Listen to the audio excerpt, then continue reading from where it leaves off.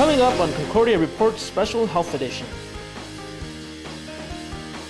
But I don't want to have to go shopping for my body products with a chemical dictionary, that's this big. A dark underbelly, lots of people use it, and it worked out very well for me. I was cooking him and half the hockey team meals. In your sleep? In my sleep.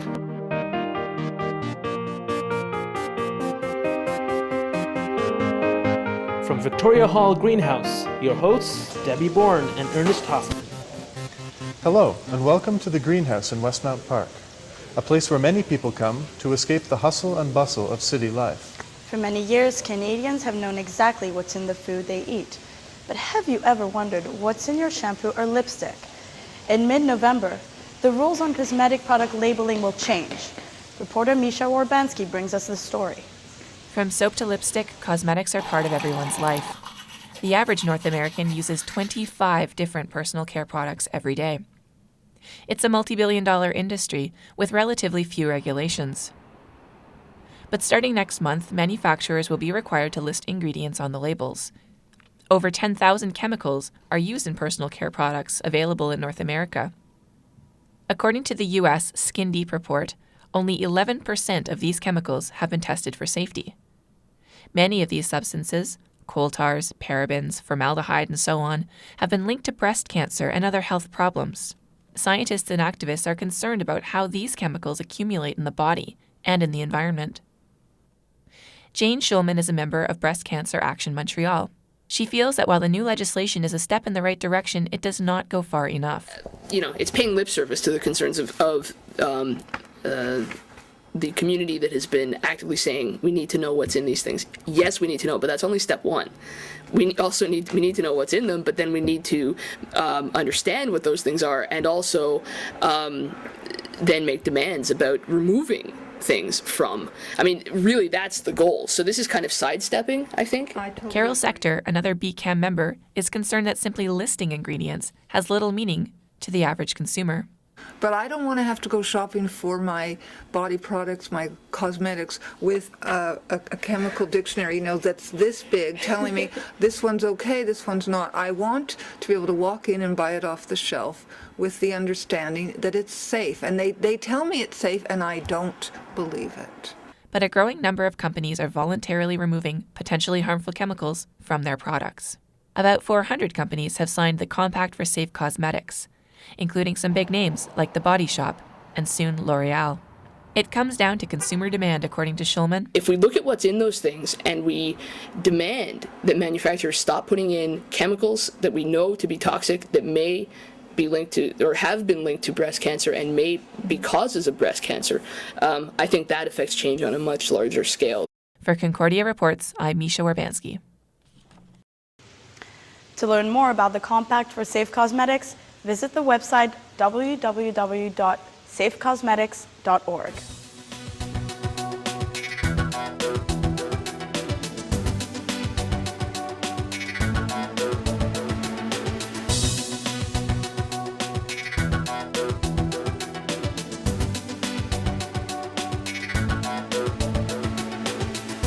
If you're worried about what's in your shampoo, why not go with a bald head, courtesy of Mix 96?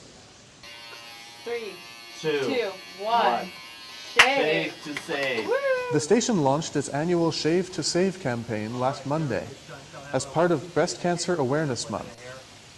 All of the money raised during the campaign goes to the Quebec Breast Cancer Association.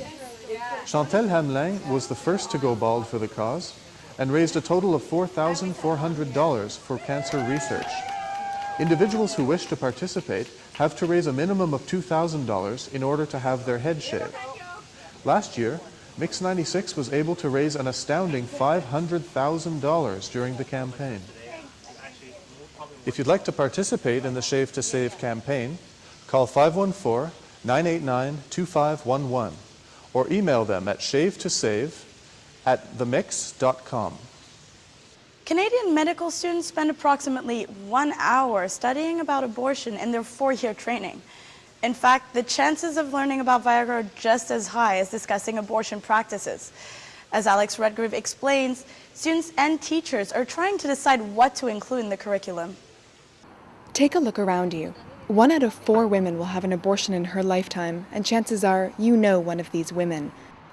It's not surprising then that abortion is one of the most common procedures in North America, but it's not on the curriculum of half of Canadian medical schools.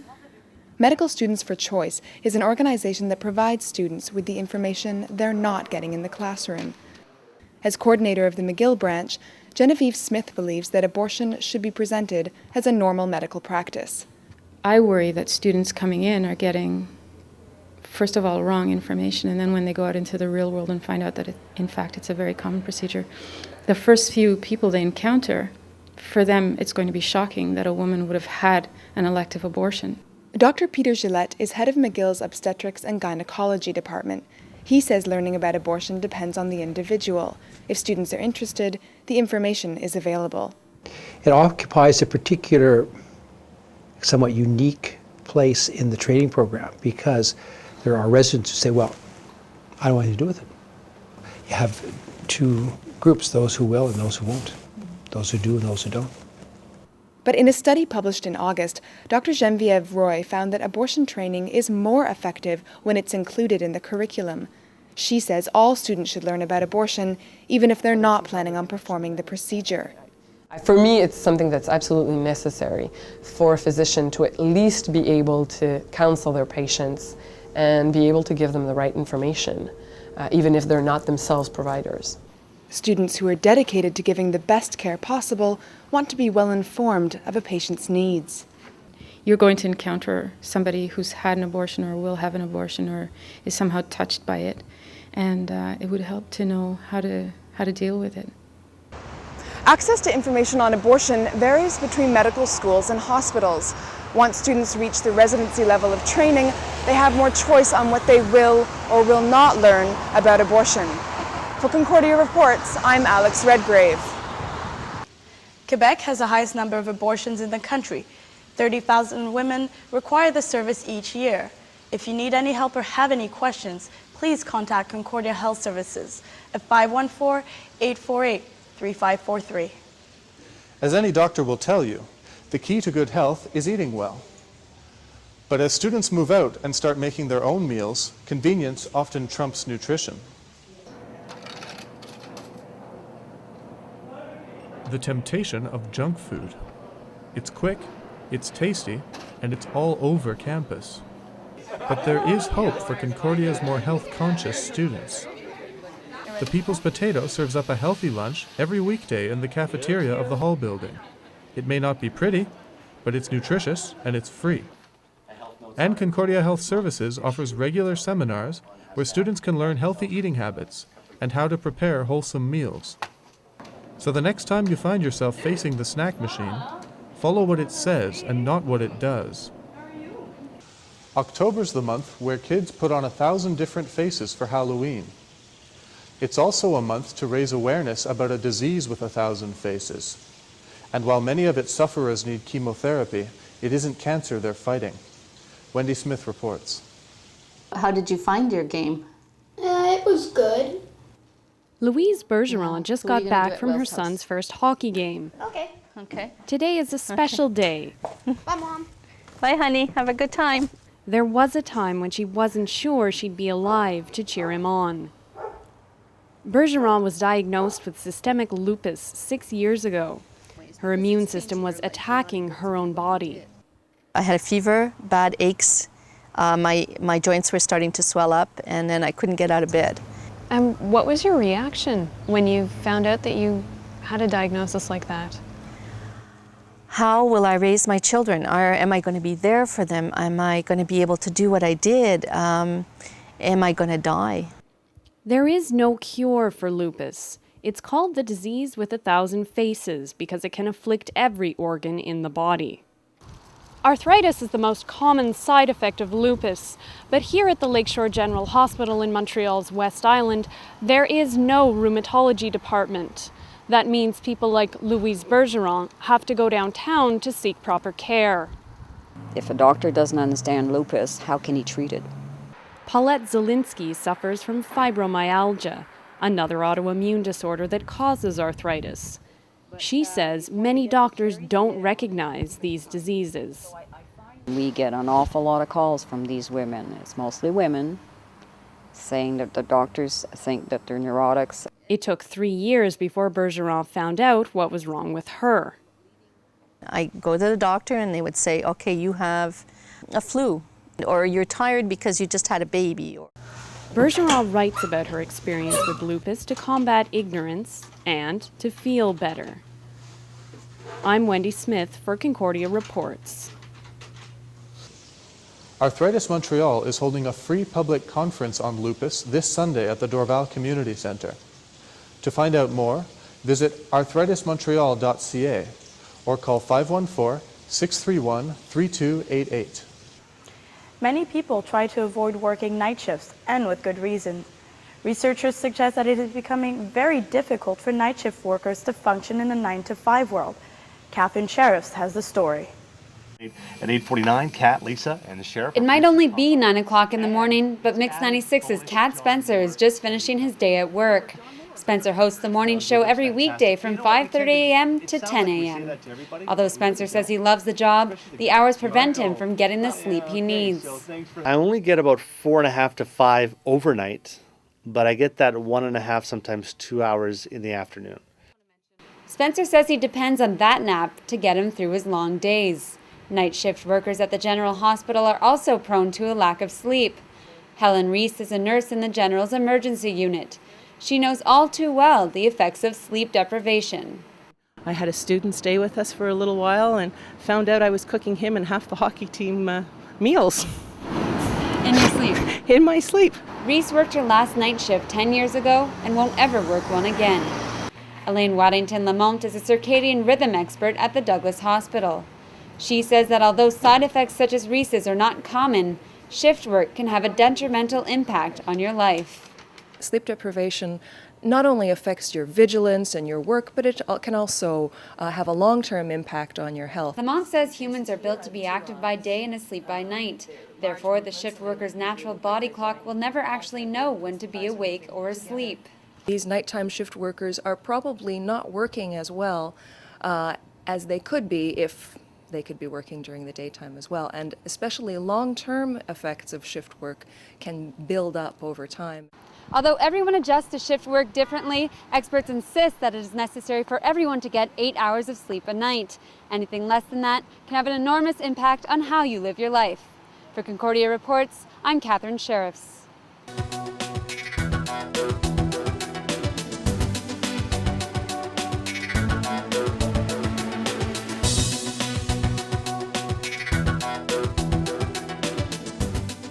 If you're not getting much sleep, it could be the result of stress. For students, midterm exams are just the beginning, and sleep could be the last thing on their mind. Stress is caused when students feel they do not have the resources to study for their exams. They might not have enough time or sleep to respond to a certain demand. So organizing their time better would be a first step to reducing stress. So stress management strategies are all about shifting that demand and those resources. Exercising, meditation, and having a positive attitude are other helpful solutions. For more information about stress and how to prevent it, you can pick up a brochure at Concordia's Health Services or call a health instructor at 514-848-2424, extension 3565. Last month, the United States banned all over-the-counter sales of cold remedies that contain ephedrine. The drug is also a common ingredient in diet pills, even though it's illegal to sell ephedrine as a weight loss aid in Canada and the United States. Wendy Smith gives us the skinny on this controversial stimulant. It's a football thing. It's a dark underbelly. Lots of people use it, and it worked out very well for me. Okay, Alex. Marc Lalonde wanted to get serious about fitness. He started popping a pill called ephedrine to boost his energy. He sometimes took 6 pills a day. If I was playing a football game, I'd take, I don't think I'd take 6. I think I'd take 4, half hour before the game, and then I'd be totally geeked for the game. Ephedrine is an amphetamine derived from the Chinese herb mahuang. I was worried the first few times, I felt my heart rate get a little bit elevated. But a guy who I trusted fairly implicitly said it'll help you sort of get pumped up, as they say. Football players aren't the only ones using ephedrine to get pumped up. Tom Motzer is a former bodybuilder and a trainer at the Latitude Fitness Center. At the time when I was in the Natural Canada, it wasn't a controlled substance. So we'd use it at the end when your body fat is below 5% and you hardly have any energy. You know, you're on 1,200 calories a day, 1,400 calories a day, and you have 2 workouts. So sometimes you need that little extra boost, and it helped for sure. But according to Health Canada, that boost comes at a serious cost. It has banned ephedrine in doses larger than 8 milligrams and says it can cause irregular heartbeat, seizures, psychosis, and death by overheating. People believe the stimulants do actually help burn more energy because it's called thermogenesis, generates heat. So people's body temperatures can go up, and they can go alarmingly high as well. So that's another one of the consequences.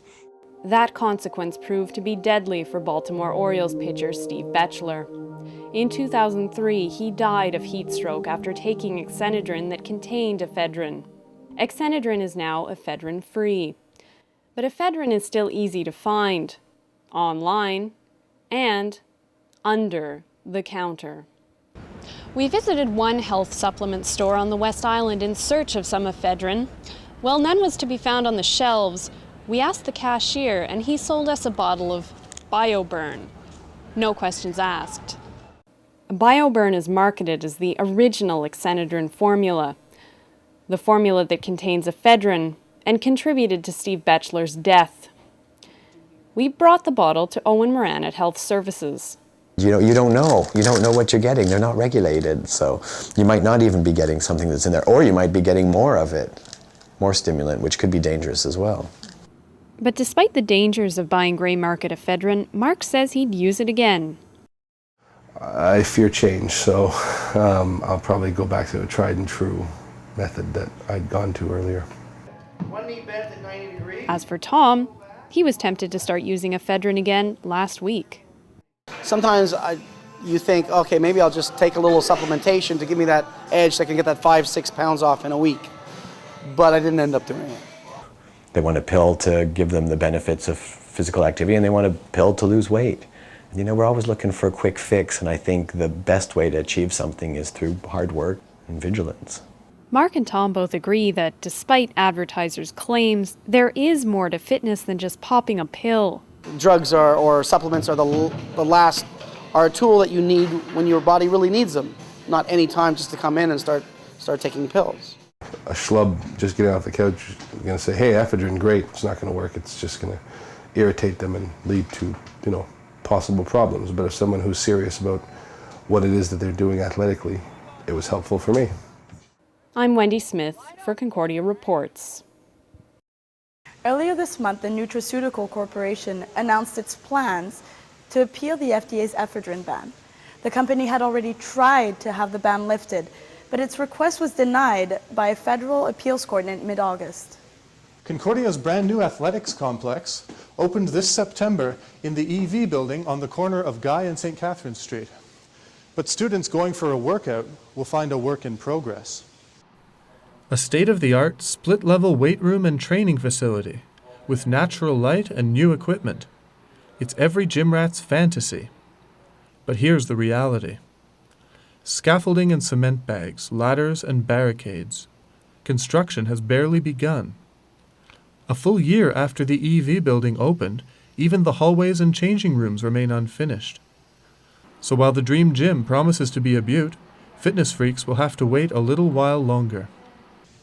A spokesman for Concordia Athletics said they hope the weight room will be operational by mid-November, but it may take until the start of the winter semester. There's more to health than science and medicine.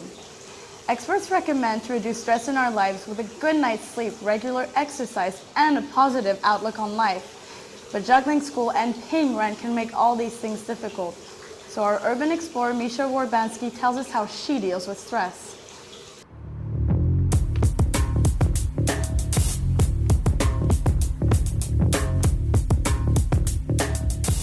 It's hard to slow down and smell the flowers in this concrete jungle. Life seems to race by as fast as the cars on the autoroute, but sometimes your neighborhood can surprise you. Here, under the highway overpass, someone took the time to paint a labyrinth on this piece of forgotten asphalt. I like to find places like this when my world gets bogged down. Between school and work, it's easy to get stressed out. But a little bit of fresh air goes a long way to help put life in perspective. It's important to have places where you can reflect on life and clear your head. Call it urban meditation, finding a bit of joy sprouting from the cracks in the concrete. It's amazing what you can find in your own backyard if you open your eyes. You don't need to go off island to find a little bit of sanctuary in Montreal. For Concordia Reports, I'm Misha Warbanski. That's it for our special edition of Concordia Reports. From the Greenhouse in Westmount, I'm Ernest Hoffman. And I'm Debbie Bourne. And until next time, remember to eat right, get plenty of sleep, and enjoy the sunshine while you still can.